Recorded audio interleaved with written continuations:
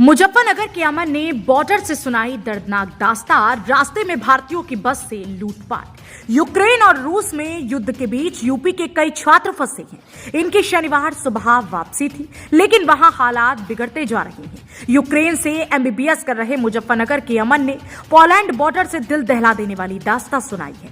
अमन ने बताया कि इंडियन एम्बेसी की एडवाइजरी पर वे पहले कैब से और फिर जाम के चलते -5 डिग्री टेम्परेचर में 9 घंटे तक 35 किलोमीटर पैदल चलकर पॉलिश बॉर्डर पहुंचे, लेकिन उन्हें वहां एंट्री नहीं दी गई। इसके बाद दूसरी एडवाइजरी जारी कर वापस लौटने के लिए कहा गया। रास्ते में लूट ली भारतीयों से भरी बस। उधर आगरा की श्रेया और सहारनपुर की निहारिका भी यूक्रेन में फंसी हैं। दोनों चचेरी बहन हैं। श्रेया की मां संतोष देवी ने बताया कि उनकी सुबह बेटी से बात हुई। शनिवार सुबह एम्बेसी की बस हंगरी बॉर्डर के लिए रवाना हुई। बस में एम्बेसी का कोई अधिकारी मौजूद नहीं था। इसी बीच कुछ भारतीयों से रास्ते में मुलाकात हुई। उन्होंने बताया कि रास्ते में उनकी बस रोककर लूट की गई। इसके बाद उन्हें कुछ दूर पैदल चलना पड़ा। अब श्रेया और निहारिका समेत 5 लोग प्राइवेट बस बुक कर हंगरी के लिए निकले हैं। जंग का मैदान बने यूक्रेन में पढ़ाई के लिए गए भारतीयों की मुश्किल आसान होने का नाम नहीं ले रही। भले ही भारतीयों को वहां से निकालने के लिए सरकार ने प्रयास शुरू कर दिए हैं, इसके बावजूद सैकड़ों भारतीय छात्र यूक्रेन में मुश्किलों का सामना कर रहे हैं। परेशानी बयां करते हुए उनके गले रुंधे जा रहे हैं, जिन्हें सुनकर हर भारतीय का दिल पसीज रहा है। कुछ ऐसे ही हालात मुजफ्फरनगर के गांव नगला राय निवासी मोहम्मद अमन के साथ यूक्रेन में पेश आ रही हैं। रुंधे गले से अमन बोला, मुश्किलों की हद हो गई। यूक्रेन के लिविव शहर में एमबीबीएस फर्स्ट ईयर के छात्र मोहम्मद अमन ने शनिवार सुबह फोन पर अपनी बदकिस्मती की दास्तां सुनाई।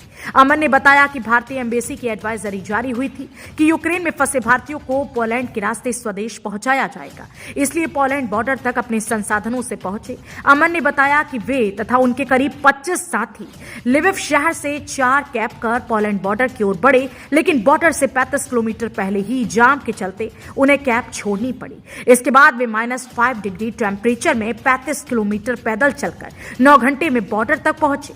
अमन ने बताया कि पॉलिश बॉर्डर 3 किलोमीटर पहले उन्हें रोक लिया गया। इसके बाद भारतीय एम्बेसी से दूसरी एडवाइजरी जारी हुई कि सभी लोग वापस चले जाएं। फिलहाल आगे नहीं जाया जा सकता।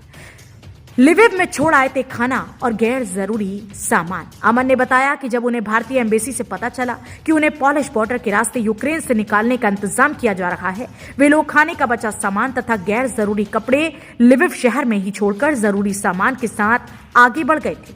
लेकिन अब तो ना उनके पास खाने को कुछ बचा है और ना ही वापस जाने के लिए कोई संसाधन ही नजर आ रहा है। अमन ने बताया कि पॉलिश बॉर्डर के आसपास भी लगातार खतरा बताया जा रहा है। टेम्परेचर काफी कम है। ठंड के चलते वे लोग जमे जा रहे हैं। बहुत घबराहट हो रही है। अमन के साथ अन्य भारतीय छात्रों ने भी मीडिया के माध्यम से भारतीय सरकार से गुजारिश की है कि उनकी मदद की जाए। Bureau report, India plus news. Hello everyone. Currently we are at the Ukraine-Polish border. It has been a great scam with us. First of all, by hearing the advisory of the embassy that we all have to reach the Polish border in order to cross over the border and take flight for India. But as we headed towards the border, firstly we have to cover a walking distance of about 30 to 35 kilometers. After that, we were in a line waiting for the clearances from the Ukraine troops to reach the border for about 4 to 5 hours. After all this thing, we reached the border and now we are here from last 5 to 6 hours waiting for the clearances, waiting for the order of the embassy to clear the border for crossing the border. And here we are around 8 to 9 students in the group, and if we calculate in total, there are about 100 of students waiting here for the clearances. The situation is really critical, and some of the students and many of the students are getting sick due to the cold weather, and there is nothing facilities provided by the embassy, and there is a great chaos here. We have no idea what to do now, and we request the embassy to reach out to us and tell us what to do further, and it's a humble request to you, to the responsible members, to the parliament, to the citizen, to the prime minister. Thank you. India Plus News, सिर्फ वही जो सही।